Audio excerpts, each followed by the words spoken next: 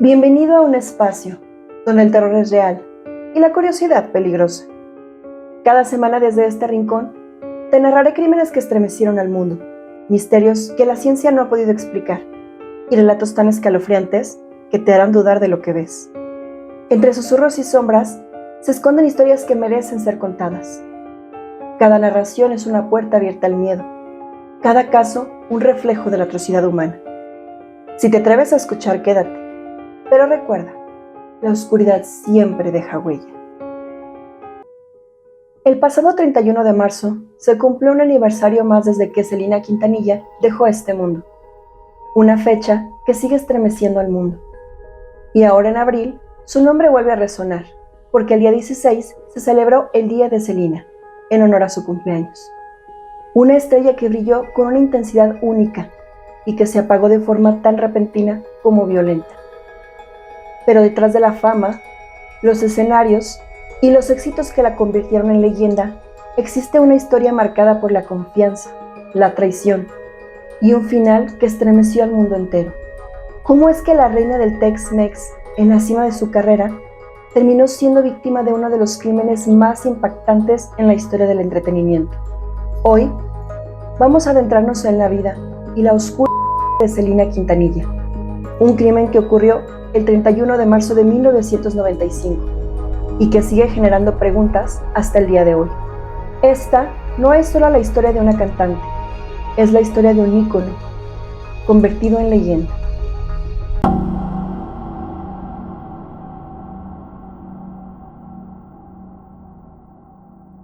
Infancia y comienzos. La historia de Selina Quintanilla comienza mucho antes de la fama. Nace el 16 de abril de 1971 en Lake Jackson, Texas, en el seno de una familia mexicoamericana muy unida. Es la menor de 3 hermanos, Avi y Suzette, y desde el inicio su vida estuvo marcada por un elemento clave, la música. Su padre, Abraham Quintanilla Jr., ex músico, reconoció algo especial en ella desde muy pequeña, porque en esa casa la música no era un pasatiempo, era parte de la vida diaria. Además, su crianza estuvo influenciada por una estricta formación religiosa, como testigos de Jehová, lo que le inculcó disciplina, valores conservadores y una fuerte estructura familiar. Pero fue a los 6 años cuando todo cambió. Abraham descubrió que Selina no era una niña común. Tenía una afinación natural, un sentido del ritmo excepcional y una capacidad interpretativa fuera de lo normal. Y entonces tomó una decisión que cambiaría sus vidas para siempre: convertir la música en el proyecto familiar. A finales de los años 70, abrió un restaurante llamado Papagayos, un lugar que sin saberlo se convertiría en el primer escenario de Selina.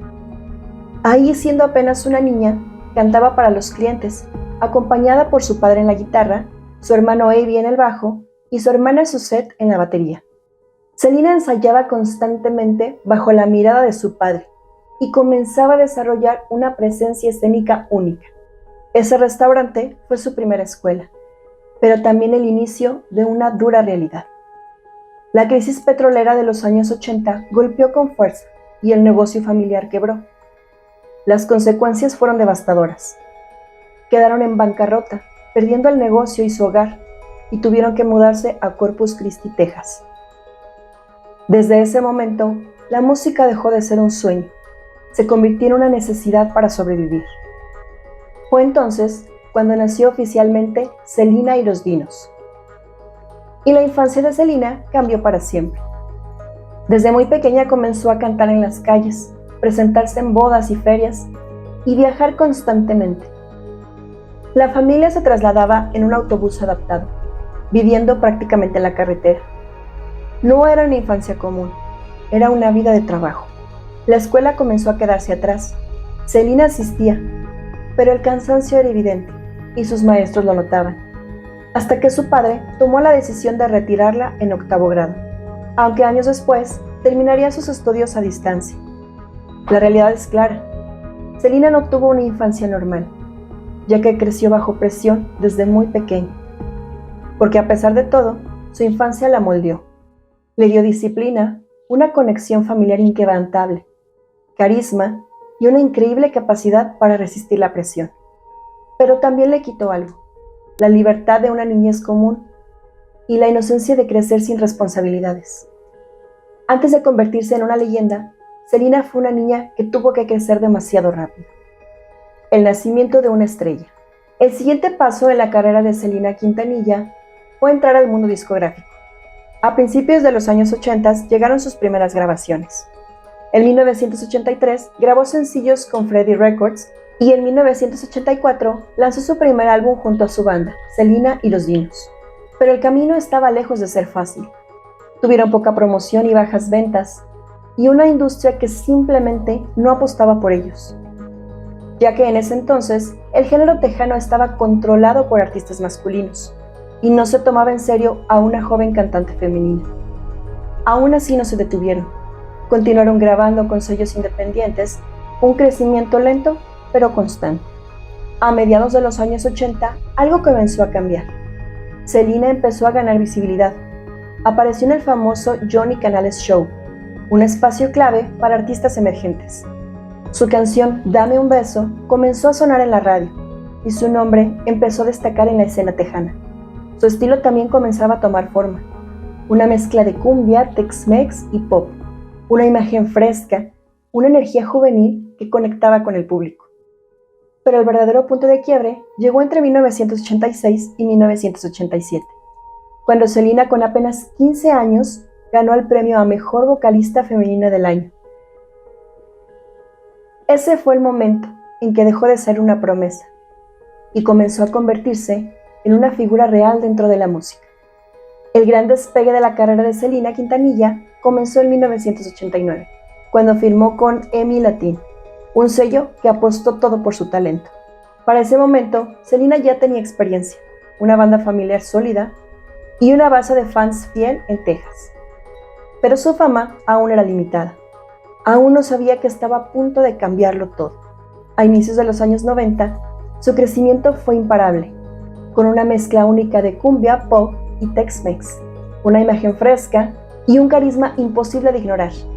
Selena comenzó a dominar escena tejana. Su álbum Ven Conmigo marcó un antes y un después, y canciones como La Flor la convirtieron en una estrella en ascenso. En 1993 llegó el reconocimiento mundial. Selena ganó el Grammy al mejor álbum mexicano-americano por Live, un momento histórico que rompió barreras para las mujeres en el género y la consolidó como una figura clave en la música latina. Pero nada la preparó para lo que vendría después. En 1994 nació Amor Prohibido, el álbum que lo cambió todo. Ganó el número 1 en Billboard, rompiendo récords, y canciones que se volvieron eternas: Amor Prohibido, Bidi Bidi Bam Bam, No Me Queda Más, Fotos y Recuerdos. Ese fue el momento en el que Selena dejó de crecer y comenzó a volar. Su fama cruzó fronteras: Nueva York, Puerto Rico, Argentina, Centroamérica. Selena ya no era solo una artista tejana, se estaba convirtiendo en un fenómeno global. Los medios ya lo decían claro: la reina del Tex-Mex, porque no solo dominaba el género, lo estaba reinventando. Entonces llegó el siguiente paso: conquistar el mercado en inglés. Selena comenzó a grabar Dreaming of You, trabajando con productores de talla internacional. Mientras tanto llenaba estadios como el Houston Astrodome, rompía récords de asistencia y comenzaba a aparecer en medios globales. Pero Selena ya era mucho más que música. Se convirtió en un ícono de estilo y un símbolo cultural. Creó su propia marca y abrió boutiques llamadas Selena, etc. Su estilo fluyó en la moda latina de los años 90. Para 1995, Selena estaba en la cima. Amor Prohibido ya era historia, y su nombre leyenda en construcción. El amor de Selena. La historia entre Selena Quintanilla y Chris Pérez comenzó como algo completamente normal. En 1990, Chris entró como guitarrista a Selena y los Dinos. Desde el primer momento quedó impresionado por ella. La describía como hermosa y talentosa. Al inicio todo era profesional, pero durante giras y viajes algo empezó a cambiar. Un viaje a México lo cambió todo. Ahí comenzaron a convivir más, a conocerse de verdad, y poco a poco surgieron sentimientos. Lo que comenzó como admiración se convirtió en amor. Pero no era un amor fácil. Decidieron mantener su relación en secreto. La razón: Abraham Quintanilla, el padre de Selena, se oponía completamente. Cuando lo descubrió, reaccionó con enojo, despidió a Chris de la banda y lo consideró una amenaza para su familia. Aún así, no fue suficiente para separarlos. Selena y Chris continuaron viéndose en secreto, pero el costo fue alto. Tensión familiar, distancia y una relación marcada por la presión. Hasta que llegó el punto de quiebre. Selena sabía que su padre nunca aprobaría la relación y tomó una decisión definitiva: escapar y casarse. El 2 de abril de 1992 se casaron en secreto. Lo hicieron para poder estar juntos sin esconderse. Pero la noticia no tardó en hacerse pública. Al inicio su familia reaccionó mal. Hubo conflictos, distanciamiento, pero con el tiempo Abraham terminó aceptando a Chris, volvió a integrarlo a la banda y permitió que vivieran cerca de la familia. Y así comenzó una nueva etapa. Su matrimonio fue intenso, apasionado, pero muy real. Vivían juntos todo el tiempo, bajo presión constante de la fama. Chris incluso reveló que en algún momento consideraron el divorcio. El estrés, la rutina y el trabajo los estaba afectando. Pero no se rindieron, superaron esa crisis, se fortalecieron como pareja y empezaron a hablar de un futuro juntos, de formar una familia. Porque a pesar de todo, lo suyo era amor de verdad. Pero justo cuando todo parecía perfecto en la vida de Selena, su historia tomaría un giro inesperado. Yolanda Saldívar. Antes de convertirse en una de las figuras más polémicas en la vida de Selena Quintanilla, Yolanda Saldívar era solamente una enfermera registrada en Texas. No tenía relación con la industria musical ni con el mundo del espectáculo. Y en un principio ni siquiera conocía a Selena. Todo cambió cuando su sobrina la llevó a un concierto. A partir de ese momento, Yolanda comenzó a asistir a más presentaciones de la cantante y con el tiempo desarrolló una admiración cada vez más intensa por ella. Una admiración que, según varios medios, terminó volviéndose obsesiva. Y fue entonces cuando tomó una decisión clave: crear un club de fans oficial de Selena. Para lograrlo, comenzó a llamar insistentemente a Abraham Quintanilla, el padre de Selena, hasta convencerlo de aceptar la propuesta. Y aquí está lo más importante: Yolanda no fue presentada por alguien cercano ni elegido por el equipo de Selena. Ella misma fue abriéndose paso en su vida, poco a poco, a través de la insistencia. En 1991, finalmente consiguió lo que quería. Se convirtió en la presidenta del club de fans oficial de Selena. Desde ese momento, su cercanía con la cantante comenzó a crecer rápidamente. El club llegó a reunir miles de miembros en pocos años y se convirtió en uno de los más grandes de Texas. Pero lo más delicado no era el crecimiento del club, sino el acceso que Yolanda empezó a tener. A partir de ahí, comenzó a interactuar directamente con Selena y con su familia. Su presencia dejó de ser de una simple fan a poco formar parte del entorno más cercano de Selena. Con el tiempo, la relación dejó de ser únicamente profesional y se volvió personal. Selena confiaba en ella. La veía como alguien cercana, como parte de su círculo íntimo. Yolanda pasó de ser una admiradora más a una figura de confianza dentro de su vida. Ese nivel de cercanía le abrió una puerta todavía más importante. Gracias a la confianza que había ganado, la familia Quintanilla le dio mayores responsabilidades. Yolanda fue nombrada gerente de las boutiques, Selena, etc. Eso significaba que tenía acceso a dinero, empleados y operaciones del negocio. También se mudó para estar más cerca de Selena y comenzó a manejar aspectos importantes de su marca. Ese fue el momento crítico. Yolanda dejó de ser solo una fan y se convirtió en alguien con poder real dentro del entorno de Selena. Pero mientras su influencia crecía, también comenzaron los problemas. Empleados empezaron a reportar conductas extrañas. Había quejas internas, conflictos laborales y decisiones cuestionables. Aún así, Selena la defendía. No creía en las acusaciones. Confiaba profundamente en ella y, al parecer, ignoró varias señales de alarma. Sin embargo, a inicios de 1995, todo comenzó a romperse. La familia empezó a recibir quejas de fans, reportes de pagos no registrados e irregularidades financieras. Después de investigar, descubrieron posibles malversaciones de dinero tanto del club de fans como de las boutiques. Esto provocó enfrentamientos directos, pérdida de confianza y la decisión de despedirla. Para entonces, la relación ya estaba rota. Selena planeaba cortar todo vínculo con Yolanda. Yolanda estaba siendo cuestionada y apartada. Su acceso al círculo cercano estaba llegando a su fin. Y entonces ocurrió el giro más oscuro de la historia. La relación pasó de admiración a confianza, a poder, a conflicto y finalmente a traición. Y días después ocurriría la tragedia. Una estrella apagada. La relación entre Selena Quintanilla y Yolanda Saldívar no terminó de un momento a otro. Se fue rompiendo. A partir de ese punto, Yolanda comenzó a comportarse de una forma cada vez más controladora y peligrosa. El 9 de marzo de 1995, Abraham Quintanilla la confrontó directamente.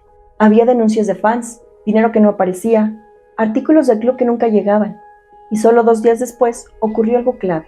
Yolanda compró una calibre 38 en San Antonio. Ese detalle lo cambia todo, porque muestra un punto de quiebre, una confrontación seguida casi de inmediato por la adquisición de un arma. A pesar de eso, Yolanda aún tenía acceso a Selena, y logró algo que sería determinante. Consiguió que Selena fuera a verla sola, a un motel. El lugar, Days Inn en Corpus Christi. La fecha, 31 de marzo de 1995. El pretexto, entregarle documentos financieros importantes. Pero esa reunión no fue casual. Era en un cuarto encerrado, a solas, con tensión acumulada y con papeles que Selena necesitaba urgentemente para resolver el problema del dinero. Esa mañana, Yolanda añadió otro elemento a la historia. Le dijo a Selena que había sido agredida íntimamente en México. Selena, preocupada, la llevó al hospital, pero los médicos no encontraron señales de agresión. Aún así regresaron al motel, y Selena siguió insistiendo en los documentos. Ese detalle es clave, porque todo apunta a que esa historia no solo retrasó la entrega de los papeles, sino que prolongó el encuentro en privado. Y entonces llegó el momento final. Dentro de la habitación discutieron. Selena tomó los documentos y decidió irse.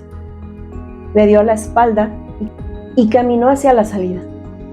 Fue en ese instante cuando Yolanda levantó el arma y por la espalda, a corta distancia, perforó una arteria vital. Pero Selena no en ese instante. Corrió, salió de la habitación dejando un rastro más de 100 metros. Se le vio sosteniéndose el pecho, gritando desesperadamente. Detrás de ella, Yolanda la perseguía con el arma en la mano.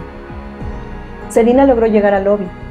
Ahí, antes de colapsar, identificó a su agresor, dijo su nombre, el número de la habitación y luego cayó. En ese trayecto, Yolanda no intentó ayudarla, no llamó a emergencias, simplemente huyó hacia su vehículo. La ambulancia llegó pocos minutos después. Los paramédicos hicieron todo lo posible, pero la herida era demasiado grave. La llevaron al hospital para intervenirla de emergencia, pero poco se pudo hacer. Selena fue declarada muerta a la 1:05 de la tarde. Tenía solo 23 años. Viviendo el punto más alto de su carrera, su luz fue apagada. Después del ataque, la historia no terminó. Yolanda se atrincheró en su camioneta, se apuntó a la cabeza con el arma y amenazó con matarse.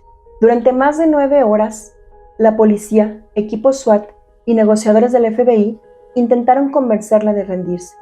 Finalmente se entregó, pero su versión fue distinta. Dijo que el arma era para que el había sido un accidente. Sin embargo, los policías declararon otra cosa. Durante el operativo, la vieron manipular el arma con total control y nunca escucharon decir que había sido accidental en ese momento. El jurado analizó los hechos y llegó a una conclusión clara. No fue un accidente. No existe un documento donde ella haya escrito un plan. Pero lo que sí existe es una secuencia imposible de ignorar. Una ruptura por dinero, la compra de un arma, la insistencia para verla a solas. Una historia que retrasó su salida. Un por la espalda. Una cadena de decisiones que transformó una traición en un crimen que marcó la historia. Juicio y condena. Después de Celina Quintanilla, la historia no terminó. Apenas unos días después, Yolanda Saldívar fue arrestada y acusada formalmente de homicidio en primer grado. El 3 de abril se declaró no culpable. Su argumento fue claro desde el inicio. Su disparo había sido un accidente. Esa sería la base de toda su defensa. Pero el caso ya no sería solo legal, era mediático. Debido al impacto masivo, el juicio tuvo que ser trasladado de Corpus Christi a Houston. La razón: la defensa aseguraba que era imposible encontrar un jurado imparcial en la ciudad donde Celina era un ícono. Y no estaban equivocados. El caso estaba rodeado de presión pública, cobertura mediática constante y una fuerte carga emocional, especialmente en la comunidad latina. Se convirtió en uno de los juicios más seguidos en Texas. La defensa estuvo encabezada por el abogado Douglas Tinker, y su estrategia se basó en 3 pilares. El primero, convencer al jurado de que todo había sido un accidente. Según su versión, Yolanda no tenía intención de matar a Celina. El arma se había durante una discusión. Afirmó que había comprado el arma para quitarse la vida a sí misma, que Celina intentó detenerla y que en ese momento ocurrió el disparo. El segundo pilar fue atacar la investigación policial. La defensa argumentó que Yolanda fue interrogada durante horas, bajo presión, cansada y sin condiciones adecuadas. Aseguraron que no tuvo acceso apropiado a un abogado y que su declaración pudo haber sido malinterpretada.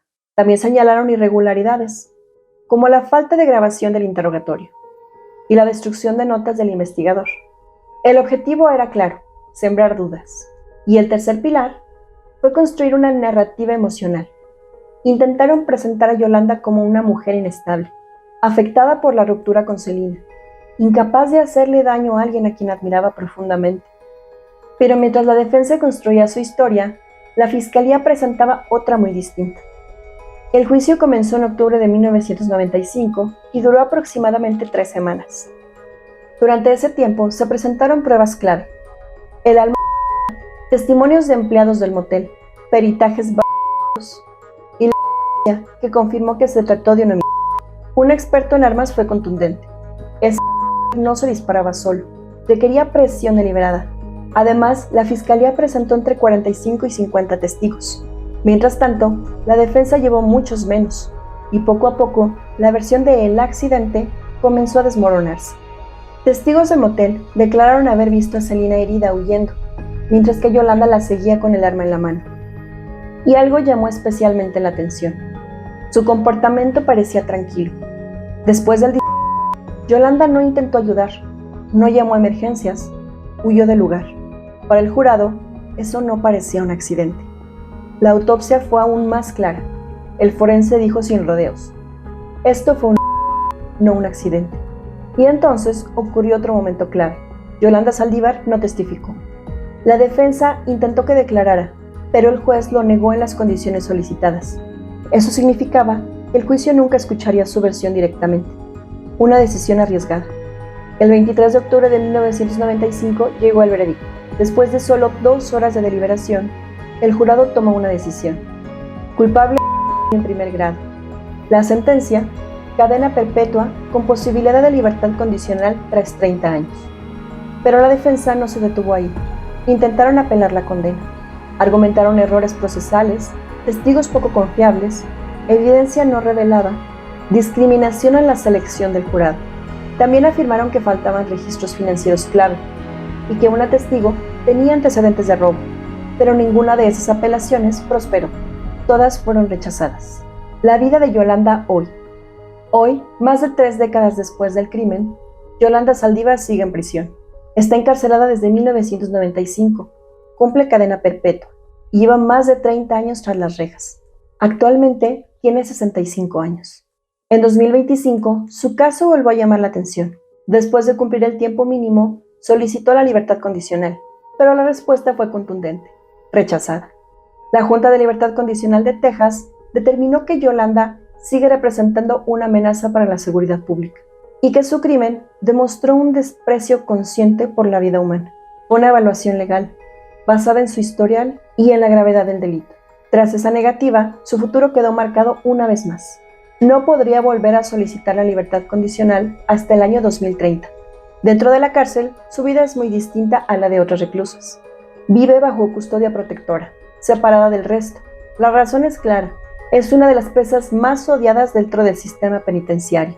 Algunos reportes incluso señalan que su vida corre peligro constante. A pesar de eso, ha mantenido un historial disciplinario limpio, sin faltas graves. Ese comportamiento fue clave para que pudiera solicitar la libertad condicional. Pero hay algo que nunca ha cambiado. Hasta hoy, Yolanda mantiene su versión. Incluso ha declarado sentirse condenada por la opinión pública. Sin embargo, expertos coinciden en algo inquietante. Si algún día saliera de prisión, no solo representaría un riesgo para otros, también su propia vida estaría en peligro, porque el impacto de ese caso y el resentimiento social que dejó siguen vivos hasta hoy. Producciones sobre Selena. La historia de Selena Quintanilla no solo quedó marcada en la música, también ha sido llevada al cine y a televisión. Algunas muestran la leyenda, otras la tragedia. Y todo comienza con la más icónica de todas. En 1997 se estrenó Selena, dirigida por Gregory Nava y protagonizada por Jennifer López. Esta película llegó apenas 2 años después de su... Cuenta la historia completa, desde su infancia, su ascenso con Selena y los Dinos, su relación con Chris Pérez, hasta el momento en que fue por Yolanda Saldívar. Pero hay algo importante. Aunque muestra el crimen, la película se enfoca más en su vida que en su...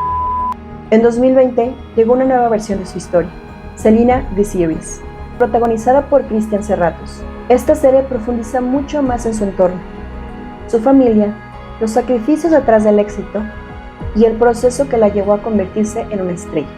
A diferencia de la película, esta historia se toma su tiempo. Se enfoca en cómo se construyó Selena, más que en cómo terminó su historia. Pero también tiene un límite. El crimen está presente, pero no es el centro. Y entonces llegamos al documental más reciente, Selena y los Dinos, dirigido por Isabel Castro. Este proyecto ofrece algo que ningún otro tenía: acceso íntimo, videos caseros, archivos personales, testimonios de su familia. Aquí no vemos solo al artista, vemos a la persona, su crecimiento desde niña, los obstáculos que enfrentó y su lado más humano. Pero nuevamente, el crimen no es el enfoque. Este documental busca preservar su legado, no revivir la tragedia. Y es justo aquí donde aparece el contraste más fuerte. Selena and Yolanda, The Secrets Between Them, uno de los documentales más polémicos, porque esta vez la historia se cuenta desde otro lado, desde la perspectiva de Yolanda Saldívar. Incluye entrevistas desde prisión, testimonios de investigadores y reconstrucciones del crimen. Aquí sí, el crimen es el centro, pero también es lo que lo hace controvertido, porque intenta recontar la historia, cuestiona la versión oficial y le da voz a la... Al final, cada producción muestra una cara distinta de la misma historia: la leyenda, la familia, la verdad y la controversia. Pero ninguna logra separar completamente una cosa de otra, porque en la historia de Selena, la luz y la oscuridad siempre van juntas. Selena Quintanilla no fue solo una cantante, fue un fenómeno que cambió la música latina para siempre. Su voz, su carisma y su esfuerzo la convirtieron en un símbolo de orgullo, talento y perseverancia. Pero su historia también nos recuerda lo frágil que puede ser la confianza y cómo una traición puede marcarlo todo en cuestión de segundos. Su dejó un vacío enorme, pero su legado nunca murió. Al contrario, creció. Selena sigue viva en su música, en sus fans, en su estilo y en cada persona que encuentra inspiración en su historia. Porque aunque su vida fue corta, su impacto fue inmenso. Y por eso, más que una tragedia, Selena sigue siendo una leyenda que el mundo jamás olvidará. Si te atreviste a llegar hasta el final, ya formas parte de la oscuridad. Antes de irte, compárteme tu opinión en la caja de comentarios. Dale like y comparte. Ayudarías mucho a crecer esta oscura comunidad. Si esta historia te estremeció, activa la campanita de notificaciones y sígueme en todas mis redes para que no te pierdas de más relatos escalofriantes. Suscríbete para que el terror te encuentre incluso cuando apagues la luz.